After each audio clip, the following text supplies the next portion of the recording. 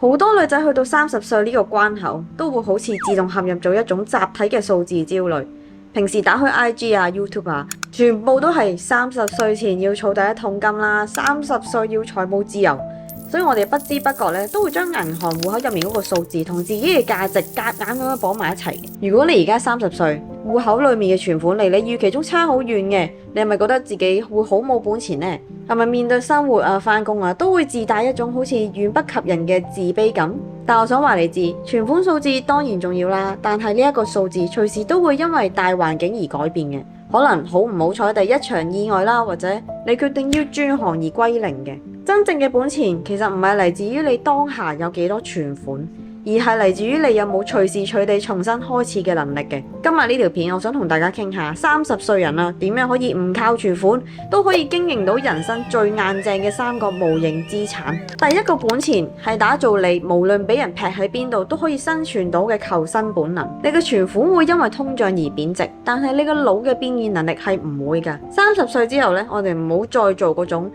只要離開咗而家呢個位就唔知自己仲可以做啲咩嘅人啦。我哋需要建立嘅係一個技能組合。好多人以為學技能要好似專家咁勁，但其實唔係㗎。如果你本身做開 admin， 但係你自己額外學識咗點樣剪片啦，或者寫一啲好吸引嘅文案啦，其實呢兩樣咁普通嘅技能加埋一齊，你就會變成呢個 market 上面少數又識得 admin 又識得玩 media 嘅複合型人才啦。呢個就係你嘅護城河啦。而另一個更加核心嘅即戰力啊，就係拆解同埋解決問題嘅思維。當公司發生危機或者你自己生活上突然之間有變故，咁普通人第一個反應通常都係陷入一個情緒，就係死啦，點解會咁㗎？點算啊？但係一個有本錢嘅女仔，佢哋嗰個大腦運作嘅方式會係好，咁而家係咁樣，我個目標呢就係嗰一樣嘅，咁中間就差咗幾個步驟，咁我而家第一步應該聯絡邊個做啲咩呢？咁呢一種咁直面問題即刻拆解嘅行動力呢，會令到你無論係打工啦，甚至乎定係我咁樣做 freelancer 咧，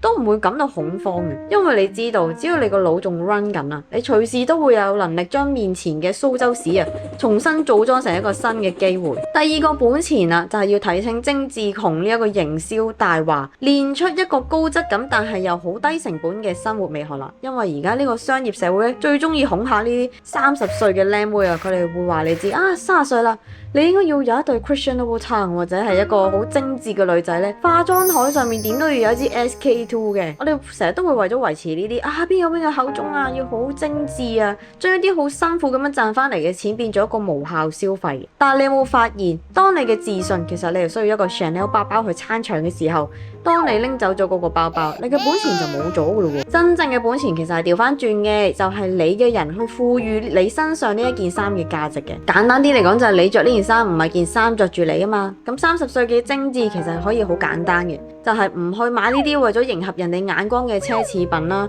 而係將你嘅精力同埋預算投資喺真正可以提升自己內在體驗嘅事上面。例如就係一張可以令到你瞓一個好覺嘅好優質嘅床單啦，一本可以拓展你眼界嘅電子書啦，或者係一對可以陪你行好遠嘅路、好乾淨、好舒服嘅波鞋啦。當你學識咗用一個咁低嘅成本去經營出一個令自己舒服嘅儀式感呢，其實就等於你係掌握咗生活嘅主導權㗎啦。咁你就唔會再需要為咗要同人比較而瘋狂咁樣加班啦，亦都唔再需要為咗死要面而去參加一啲又貴啦又冇意義嘅社交嘅。呢種我唔需要向任何人證明我覺得好好嘅鬆弛感呢，其實就係最頂級嘅本錢嚟㗎啦。咁第三個本錢都係最容易俾人忽略嘅底層資產，就係用一啲乾淨嘅飲食同埋規律嘅作息，去鍛鍊出一個唔輕易被生活擊敗嘅穩定情緒啦。30歲之後呢，你會發現病同埋情緒崩潰呢，先至係一切焦慮同埋破財嘅源頭啊。而情緒呢，通常都係由你嘅身體狀態決定嘅。咁我之前咪分享過一個法國血糖女神嗰個飲食觀念嘅，其實好多時候呢，我哋放工之後莫名其妙嘅一個焦慮啦，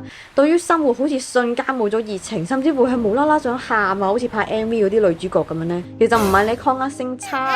而係你中午食咗啲好重口味嘅外賣啦，飲咗杯所謂微糖嘅真奶，搞到你嘅血糖呢好似過山車咁樣暴升暴跌嘅。咁你個腦自然就會發出一個疲勞同埋焦慮嘅信號啦。但係當你開始實踐一個乾淨飲食啦，食翻多啲原形嘅食物呢，你大腦嘅皮質醇同埋你嘅多巴胺分泌呢就會越嚟越穩定啦。再加上唔好捱夜嘅一個規律作息咧，你會發現第二朝醒嘅時候，嗰啲原本令到你覺得個天就係冧落嚟啦嘅職場煩惱咧，好似突然之間都變晒一啲可以好簡單就解決到嘅小事嘅。一個精力充沛、情緒穩定嘅女仔咧，喺面對人生一啲重大決定嘅時候咧，絕對唔會因為一時之間嘅恐慌啊或者好疲憊啊而去做出一個錯嘅選擇嘅。所以你嘅健康就係你最重要嘅保險啊！30歲最好嘅狀態，咁當然係戶口裏面有錢啦，但係最重要嘅係心中無懼，存款數字只可以決定你呢一刻買得起啲咩，但係你嘅即戰能力啊，你嘅低成本美學嗰個心態，同埋你健康嘅身體，先至係決定咗你未來